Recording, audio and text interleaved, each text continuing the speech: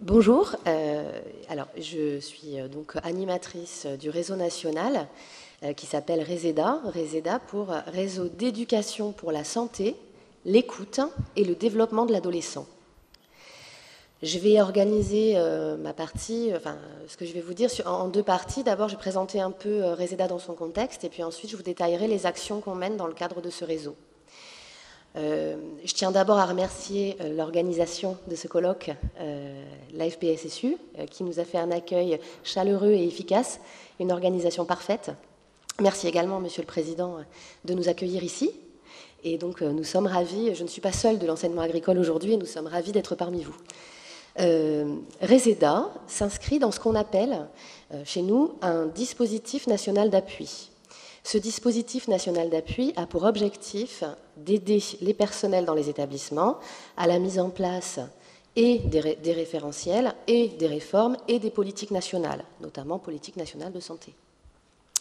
Dans ce système national d'appui, il y a des instituts qui vont dispenser de l'offre de formation, de la recherche, et il y a les réseaux thématiques. RESEDA est l'un de ces réseaux thématiques et il se concentre sur le développement de pratiques de promotion de la santé dans nos établissements de l'enseignement agricole.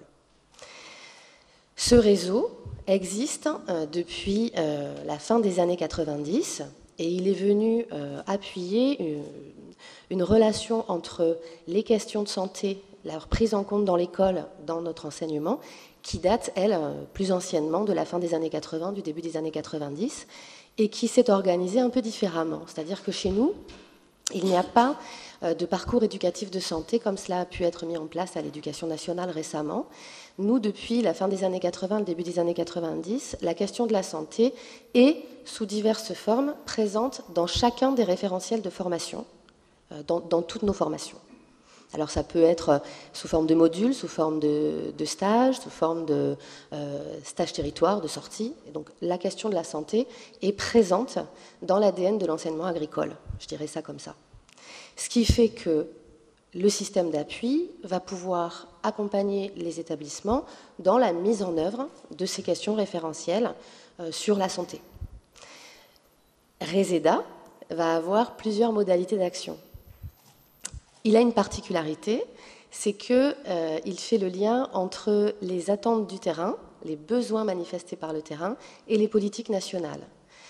C'est un réseau thématique qui est animé par une animatrice au niveau national, mais qui est travaillé en comité de pilotage. Ce comité de pilotage est composé de personnels qui travaillent dans les établissements. Alors, dans les établissements scolaires, il y a un conseiller principal d'éducation, une infirmière scolaire, la coordonnatrice aussi nationale des infirmières scolaires de l'enseignement agricole, et nous avons aussi des collègues enseignants. Il y a également des personnes qui viennent de ces instituts dont je vous parlais précédemment, qui vont aussi faire de l'offre de formation initiale et continue, qui sont des enseignants-chercheurs ou des formateurs. Et ce comité de pilotage va se réunir 2 fois par an pour prendre les orientations du réseau, décider quelles actions on décide de mener et font remonter à cette occasion les besoins de formation du terrain. Alors, ces dernières années, ce qui remonte beaucoup dans nos établissements, c'est comment gérer, comment agir sur la violence en milieu scolaire, notamment. J'y reviendrai tout à l'heure. Ça peut être aussi tout ce qui est autour de la problématique du climat scolaire, puisque nous sommes engagés depuis le début des années 2010 à partir des travaux d'Éric de Barbieux. Éric de Barbieux a travaillé avec l'enseignement agricole pour qu'on travaille sur l'enquête victimation, climat scolaire et victimation. Donc on a développé un axe de travail aussi par rapport à climat scolaire depuis 5 ou 6 ans. Et donc ça, ce sont 2 exemples de besoins qui sont ancrés dans le terrain et qu'on travaille dans RESEDA. Les modalités d'action du réseau, elles sont de plusieurs formes. D'abord, il y a, si on veut être adhérent du réseau, on va demander son inscription à ce qu'on appelle la conférence RESEDA, qui est un espace intranet dans lequel les adhérents du réseau peuvent échanger. Donc dans cette conférence, on a un petit peu plus de 800 inscrits. L'intérêt de cette conférence, c'est qu'elle permet d'abord alors je dirais ça comme ça, un peu de vulgarisation scientifique, c'est-à-dire qu'on peut y diffuser des travaux de recherche récents, une culture scientifique sur les questions de promotion de la santé validée scientifiquement et à jour, et régulièrement tenue à jour. C'est aussi l'occasion pour les personnes qui vont sur la conférence d'échanger sur des interventions qu'elles ont pu tester dans leurs établissements, se donner des tuyaux d'intervenants, et ça permet également de mettre en lumière les travaux des établissements sur les questions de développement de l'adolescent et de promotion de la santé, ou des actions de prévention de santé, qui sont par exemple un établissement qui a mis en place un travail sur le risque en termes de sexualité, qui va avoir fait un outil, un jeu ou une vidéo, on le met en ligne et tout le monde peut partager.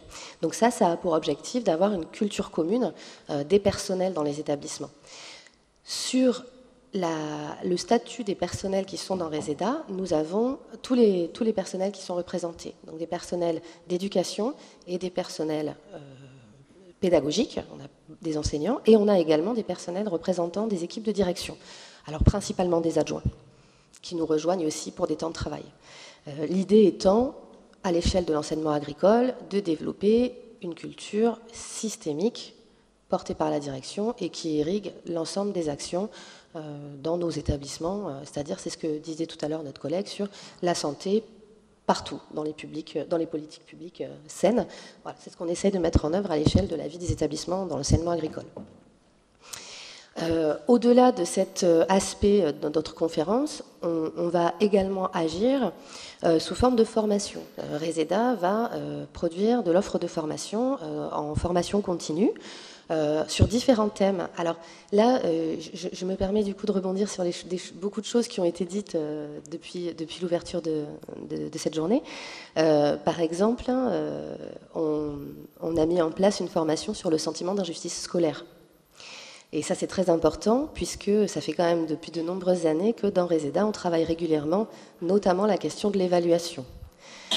Il y avait un travail qui avait été mené donc à partir d'un groupe de travail de personnel qui s'interrogeait sur l'évaluation et qu'on a appelé l'évaluation au service de l'estime de soi de l'élève. Donc ça, ce travail-là a donné lieu à un dispositif de formation qui a lui-même donné lieu à des fiches pratiques. C'est expliquer comment, quand on met en place son système d'évaluation au quotidien, on peut ne pas, comme le disait notre collègue, décourager les élèves, au moins être dans la bienveillance passive et au mieux, évidemment, être dans ce que notre collègue nous a décrit tout à l'heure comme la bienveillance active.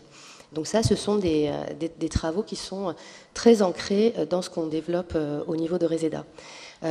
Cette année, nous avons eu une formation qui se consacrait à la question de la violence en milieu scolaire.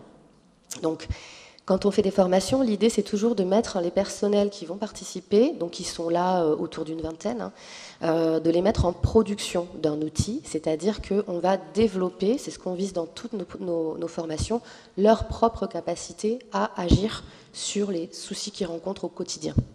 C'est pourquoi, dans les prérequis qu'on demande quand on mène une action de formation, on préfère que les personnes qui s'inscrivent viennent à au moins 2, voire 3 personnes de l'établissement, sur quelque chose de multidisciplinaire. C'est-à-dire que le top, c'est quand on arrive à avoir un enseignant, CPE, infirmière, là on se dit très bien, on va pouvoir travailler sur plusieurs aspects dans l'établissement. Donc ça, ce sont ce qu'on appelle les prérequis pour les inscriptions. Excusez-moi, pour les inscriptions dans nos actions de formation. On a également mené une action de formation sur toutes les questions qui étaient liées à l'homophobie, au sexisme, qui a été extrêmement riche.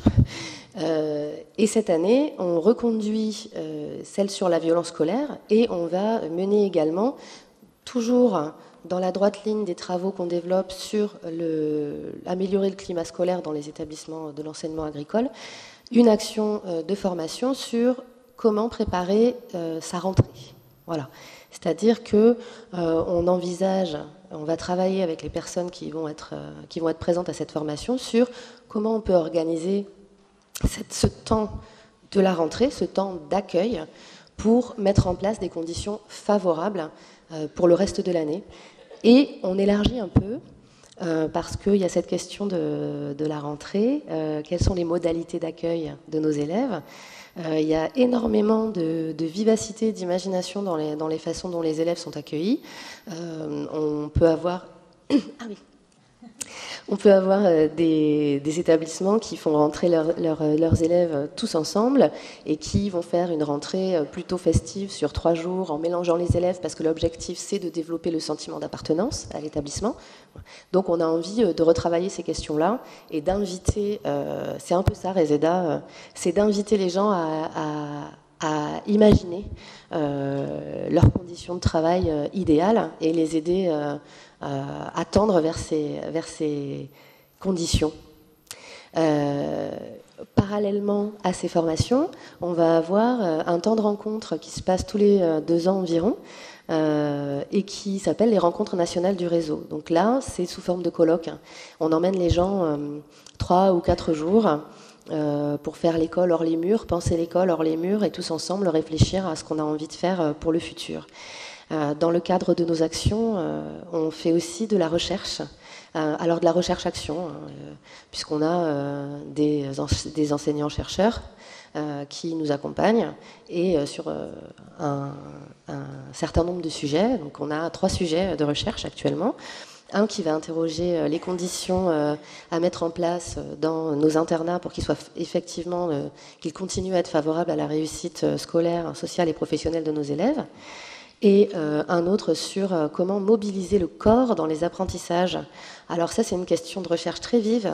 Il y a eu notamment le colloque Éduquer à l'empathie qui s'est passé au Mans, qui était organisé par Omar Zana. Il y a également eu un très très beau colloque à l'université de Toulouse. Je crois que c'était il y a quelques mois, je ne saurais plus vous dire exactement quand, sur la place des émotions dans les apprentissages. Donc nous, dans Reseda, on va explorer ça. Par exemple, là, pour notre prochaine rencontre nationale, nous allons emmener les gens en itinérance pédestre, c'est-à-dire que le colloque va se faire en marchant. Et on va avoir, par rapport à un protocole de recherche-action qu'on a mis en place l'année dernière, qu'on a monté l'année dernière et qu'on teste cette année auprès de groupes d'élèves et de groupes de personnel, on va voir comment notre public adhérent au réseau réagit aux outils que nous avons décidé de mettre en place pour ce développement de ce que nous avons appelé des compétences éco-psychosociales, c'est-à-dire qu'on va chercher dans cet exercice de marcher ensemble la relation à soi, les effets sur la relation à soi, la relation aux autres et la relation à son environnement, puisqu'il est évident que pour notre ministère, la question du rapport à l'environnement est centrale. Je ne sais pas s'il me reste du temps. Eh bien alors, voilà ce que je voulais dire. Ça tombe bien, j'ai fini. Merci beaucoup. Je vous remercie beaucoup.